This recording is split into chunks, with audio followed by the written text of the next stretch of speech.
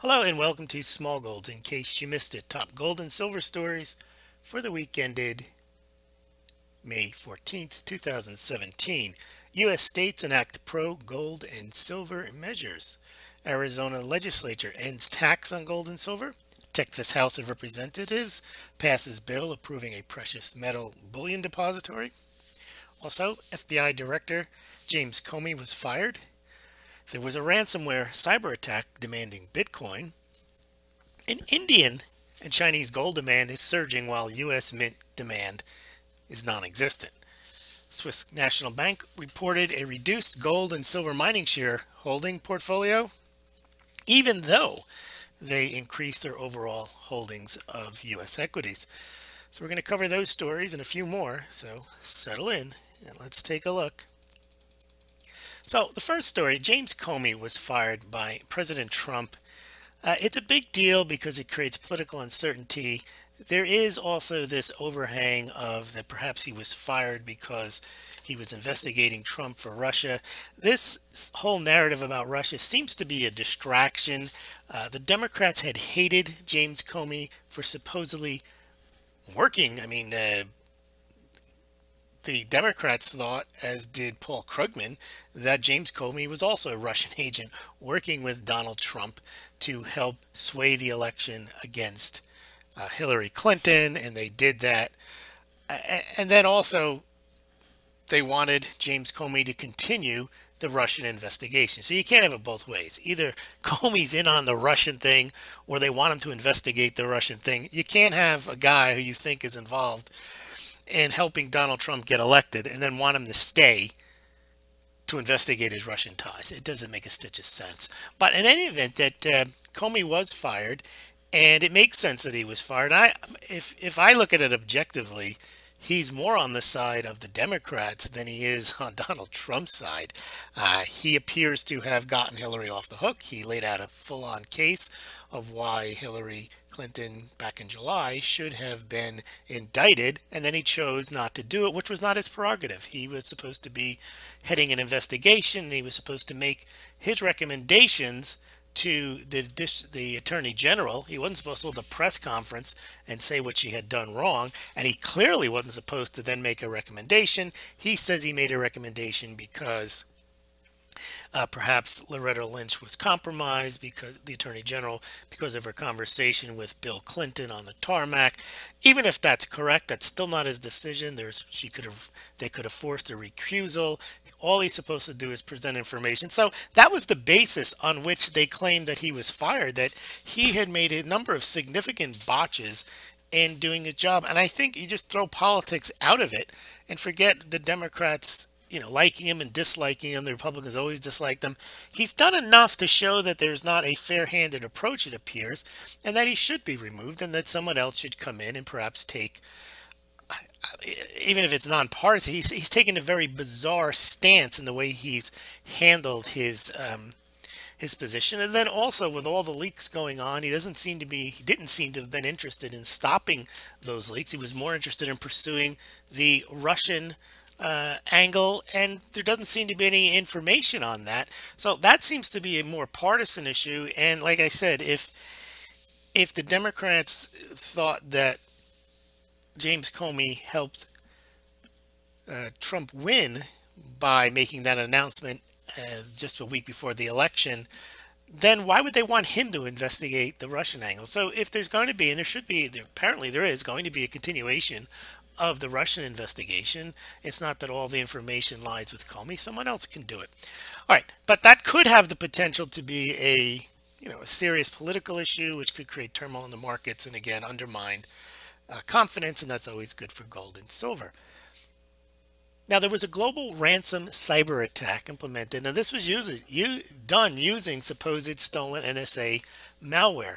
The interesting thing about this attack, it was widespread, it was considered audacious, one of the biggest since 2008, and the culprits demanded Bitcoin. And we're going to see the impact that had on the Bitcoin price a little further on. Also, Fed chatter turned a bit dovish. It looks like they're toning down their rhetoric on raising rates, or at least having consistent, more aggressive rate hikes, although they're still talking about selling off some of their balance sheet. And the gold and silver, as our top story was, Arizona legislature the legislature ended a tax on gold and silver. Now that has to go to the governor. He's expected to sign that. Now remember what that means is it doesn't eliminate the federal tax, the capital gains 28% tax.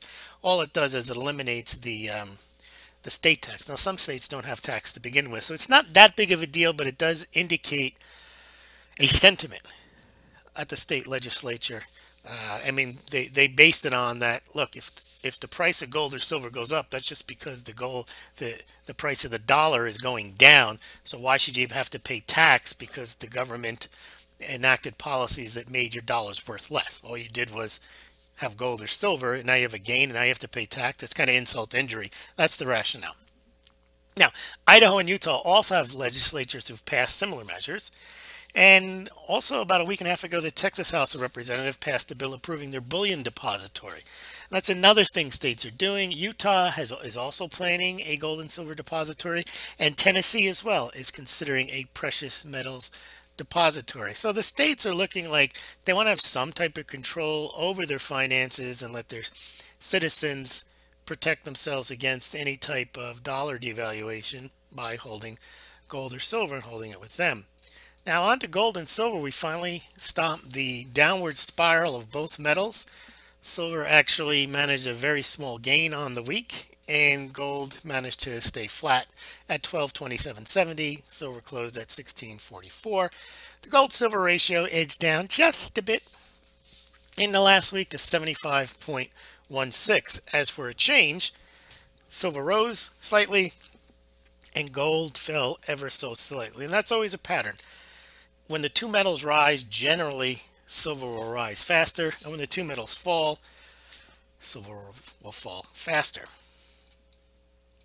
All right, let's look at that ransomware impact. So when the ransomware hit, there was kind of a delayed impact, and then as the day progressed and people realized big bad naughty Bitcoin was being demanded, it was viewed as a tool of terrorists, and that could undermine some confidence in Bitcoin, because that could make governments more likely to view it as a hostile currency used by bad actors. Now, of course, if they had asked for dollars, there would be no such thought, but because Bitcoin was involved, and so when I saw it, I immediately thought, oh, Bitcoin's going to get smashed, and it did. It got smashed about $220 as the day progressed. But then, it's recovered because that's speculation. It wasn't an attack on Bitcoin itself. It wasn't like the confidence in Bitcoin was lost. And then also, it's kind of another way of looking at it is if they're going to do these attacks from time to time, first of all, companies, if they are going to pay the ransom, they have to go out and buy Bitcoin. So that's probably Bitcoin positive. And they may even want to hold some in reserves and go out and buy some more in case they have to continue to pay these ransoms. Chart of the week. But it does highlight that things that are electronic are subject to this type of, I wouldn't say manipulation, but there's some confidence issues that arise from time to time when you're dealing with electronic assets. Bitcoin, no exception. Chart of the week, just wanted to show you this. This is from Nick Laird over at Gold Charts R Us. These are, I don't have a breakdown of the Bank of England's custodial holdings by who they're holding them for. We know Germany has some of their gold there, a few other countries, but that is what they now have. They've got about 5,100 tons, not an insignificant amount. It's more than any other country might have individually. But remember, this is not the Bank of England's gold. This is what they hold as custodians. Here's some of the stories. I mentioned the Swiss National Bank. I had covered that story when I first noticed a year or two ago that the Swiss National Bank had not only accumulated a lot of U.S. equities, but also U.S. mining shares or global mining shares, silver and gold, and they had almost $1 billion worth of them when I first reported it. Well, now they've trimmed that down to less than 700 million, and the surprising thing about that is that when I first reported the gold mining share portfolio, Swiss National Bank had about $63 billion worth of U.S. equities, including almost $1 billion in mining shares. Well, now they upped it to about $83 billion in total equities in U.S. companies, but they're silver and gold mining share portfolio is down about $700 million. So they have rejigged their entire portfolio and not to the benefit of the gold mining shares. As we mentioned, Indian gold imports more than doubled from a year ago. So you're seeing big interest in gold in India and China. Fed Shattermeister, Fed steps up discussion on Forex impact on economy. But here's the big one. St. Louis Fed President Bulliard repeats Fed does not need to raise rates any higher. So now you're starting to get the dove talk. Here's People's Bank of China, who reported their April holdings of gold remained the same. They did not increase their gold purchases. That actually is a chart of their U.S. Treasury holdings, which I expect to increase in the coming months. And their gold, they're not increasing their gold reserves. We'll see in a minute how there's plenty of gold going into China, plenty of gold flowing out of the Shanghai Gold Exchange and so on. But it's not happening at the People's Bank of China. And one of the reasons I believe is China does not want the world to think that they're moving towards any type of yuan-backed currency. Right now, the gold that they have on reserve on their balance sheet only amounts to 2% of overall reserves. Well, that keeps the yuan weak, because if they disclosed or they brought into the People's Bank of China more gold, that might make the yuan stronger. So they're probably better off just keeping the gold elsewhere. It doesn't have to be on the balance sheet of the People's Bank of China. It could be at other state-owned banks, sovereign wealth funds, and so on. And that's where I think it is. I know it has to be. They mine more gold and import more gold each year than they actually have on their balance sheet for total, and that's what they've been supposedly accumulating for decades. Here comes Wishbot. That was kind of a satirical piece on Webbot. Just an aside, I mean, most of the Webbot hits and most of the things that Webbot talks about that people get excited about appear to me to be things that people want to happen. Higher silver prices, $600 silver, higher gold prices, things that electing certain leaders like Le Pen or Trump. There always seems to be a wishful character to the Webbot. So what Wishbot is kind of a counter Webbot, and you'll hear more about that in the future. You can click on the video there and check it out. Platinum versus gold price. I finally did a video on this. This is just highlighting the gold platinum ratio, which is normally platinum is a more expensive metal, but for the last couple of years it's been gold. Not going to go into the ins and outs there, but you can check out that video if you're interested in platinum or just the relationship between the gold price and the platinum price. Here's another reason why you have issues with the gold price. Bullion-backed ETFs now 2/3 of precious metals holdings, which means that when people buy gold, they don't buy gold. They buy ETFs, 2/3 of them. And that really accounts for not accounting for where your gold is. You don't really care. You're getting price exposure, but who knows what happens to the gold that's supposedly in the ETF, whether it's actually there, whether it goes anywhere during the period of time in between audits, whether it's on loan, who knows. But I think that has a significant amount to do with curbing physical demand, because people buy their gold via ETFs, at least in the West. But in China, Chinese buyers snap up gold bars amid fears of war, falling yuan, and property slump. And here's how China is keeping its financial system from collapsing in one chart. You know, we keep hearing U.S. collapse, U.S. dollar collapse, and everyone's talking about the yuan so strong.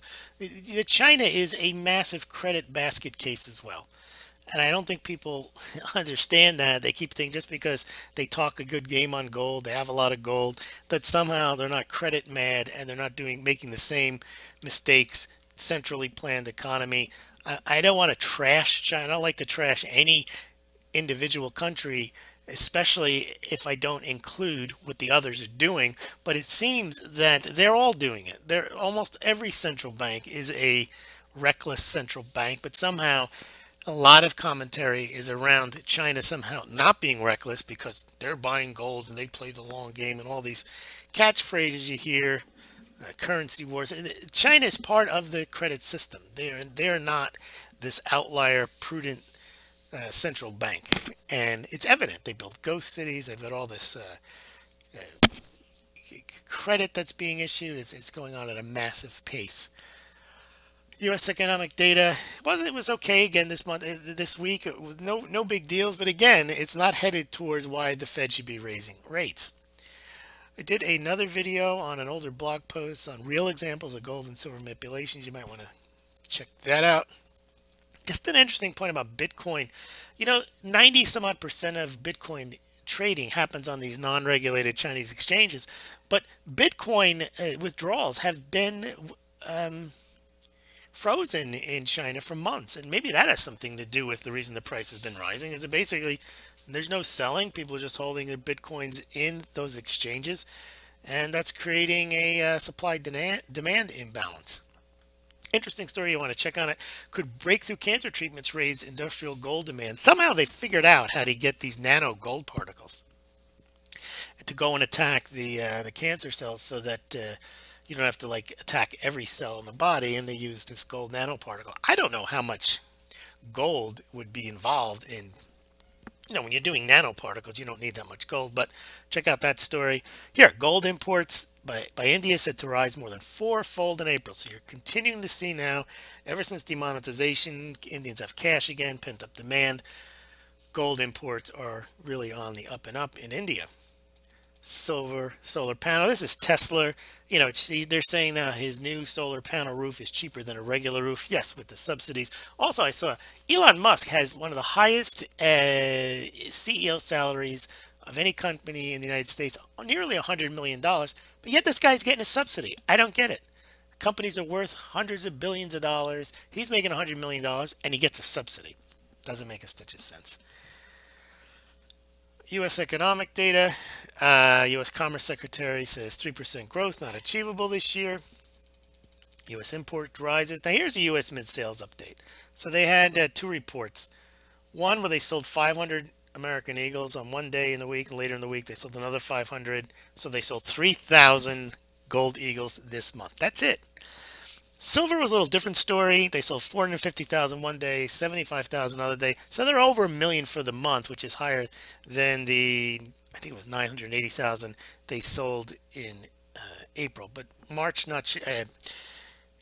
May not shaping up, and we're nearly halfway through, not shaping up to be any type of a good month for gold or silver sales, although the silver sales are a bit better than the gold sales, which are basically non-existent.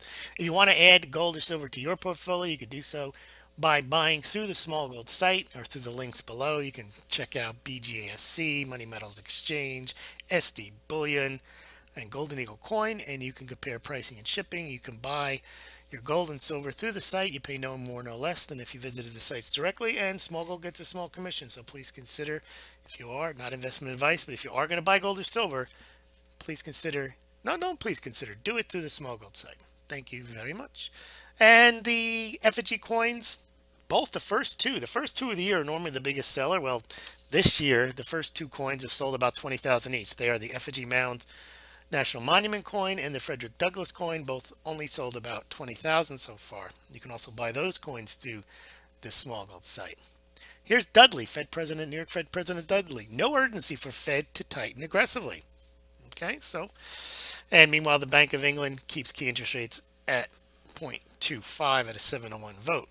Here's the link to the story on Arizona legislator ending income tax on gold and silver. There was another story about why you should be buying silver now. That was in USA Today. Very surprising.